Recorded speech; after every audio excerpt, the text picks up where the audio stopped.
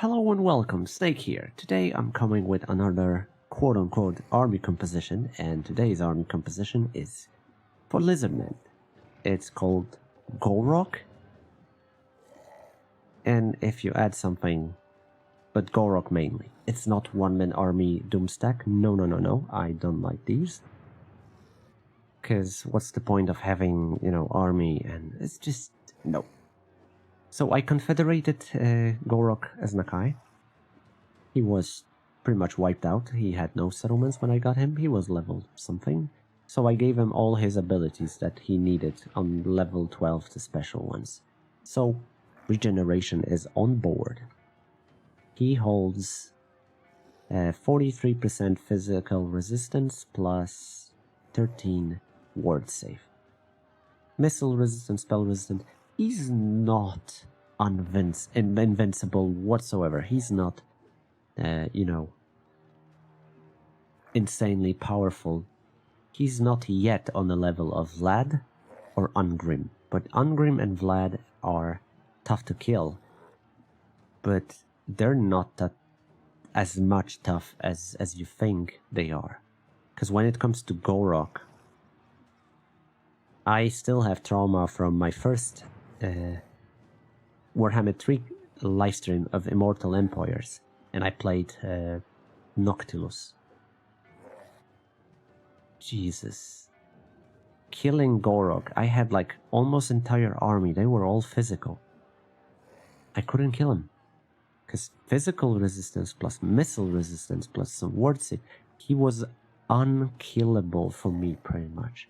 That was a disaster fight. And outside of that, he also had, entire freaking army. I won. I tried like a couple of times because that was insane. So here's what I'm gonna do today. I'm gonna test this army composition because when I play Gor-Rok, I always give him, obviously, Suarus warriors. Sauruses, in general. Temple Guards, Suarus warriors. Blessed ones, or not blessed ones.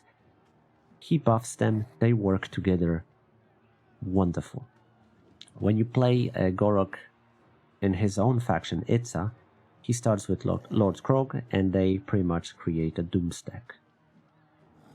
There was a challenge, when I did challenge can you win campaign with single entities, I purposely didn't select him, because that's no-brainer, that's Gor-Rok plus, Lord Krog gonna destroy everything. So, I have Oracle level 1, I have Skink Priest level 1, and Chiefs that they're on some level. And I'm gonna go against this. Again, he's level 13. Let's go. So this battle I'll split in like 2 phases. First phase is, as you can see, I'm kiting the general with my skink chief to give him as much beating as possible. In the meantime, I'm using Oracle to shoot him as well from time to time, but Oracle gonna get damaged badly in this battle, cause it wasn't the main focus of mine. But I used Skink Chief as I used all the ammo I had, so he took as much damage as possible, because he only regen in combat. And when I shoot him, he's not using his abilities to reduce damage by physical resistance. So that was the phase 1 of a battle. Phase 2 of a battle is when enemy, general lands on Gor-Rok, and Gor-Rok beats the shit out of him. And then the entire battle starts where Gor-Rok versus the world. Not world, just the enemy army.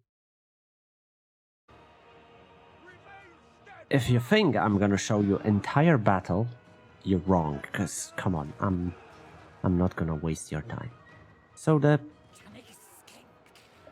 as you can see, Gor-Rok is fighting. Very important is cold-blooded. Cold-blooded is essential of this battle because it gives me leadership. Because pretty much he's fighting on his own. I kept Flying Hero nearby to boost his leadership by a little bit. And this Wizard because they don't attack him. After I got rid of a Lord, they don't shoot Hero, and he's just chopping entire army. And if you get Gor-Rok to fight, you know, units that does not do magic attacks, you can do something similar. You just need to provide him leadership. Of course, if you have a certain level, like level 12 and region talent,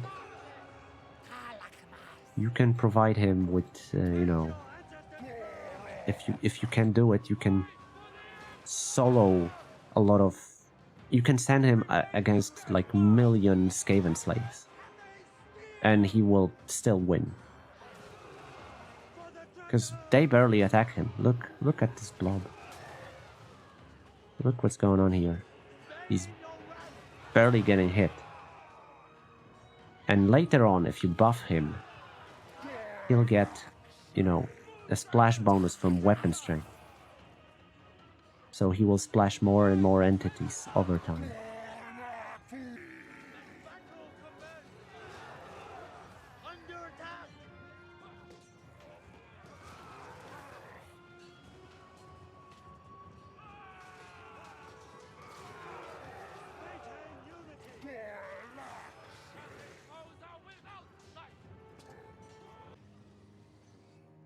There it is. Heroic victory. Gor-Rok did. He killed 1741. So this is a little bit more because it's end battle. 100,000 damage. He's full life. And I'm not showing you this to,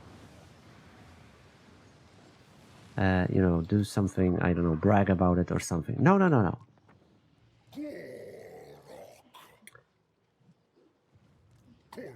I recommend when it comes to Gor-Rok, and when you're not playing him, I recommend when you get the quest battle, teleport to where the quest battle is as a Lizardman.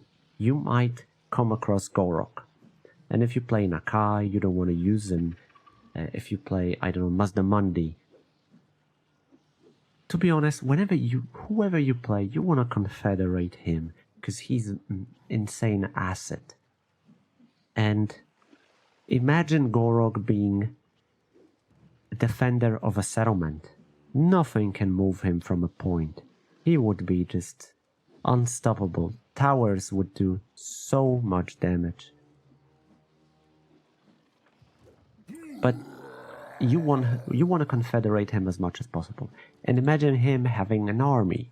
So whenever he gets an army, whenever this army gets, you know, proper talents and everything.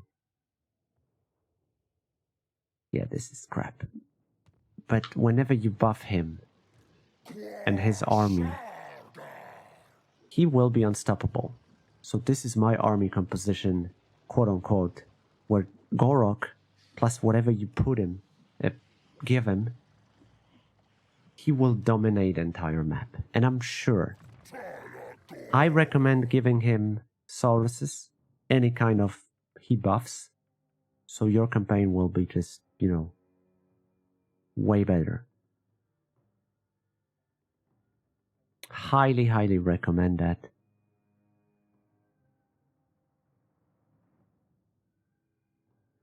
That's interesting. Hit points less than 50% base. Yeah, it didn't work for me. He got routed. Nevertheless, Gor-Rok is absolute monster. Give him Suaruses and dominate the world. You're gonna have a lot of fun doing it. And I made it short so you don't see the sluggish combat. The combat lasts 30 minutes. The 30 minutes of a battle, heroic victory, absolutely worth it. Give yourself a pleasure and play with Gor-Rok for sure. Confederate him at all costs. Because most of the time he also have Lord-Croak around. However, no, he doesn't when you player have it. Okay, never mind. But Saurus Warriors, Saurus Veterans, whatever, Blessed Saurus, Temple Guard. And despite being infantry, they can take on literally whatever. It's not that they're gonna be unstoppable. They'll take some casualties, but if you get some traits, if you buff the army with some traits like missile resistance, magic resistance, your army will be unstoppable. On top of it, give a wizard, and have a lot of fun. I value Gor-Rok as one of the strongest legendary lords in the entire game when it comes to sheer combat. That's it from me today. I hope you like it. I hope it didn't take too much of your time. Please consider subscribing and tell me what else you want me to cover. Unless you have an army composition, then send it to me. You have email down below. It can be fun stuck. That works. It has to work. Crap stack. That works. Doom stack. That works. Thank you for watching. Have a great day. Have a great night. Take care. And bye-bye.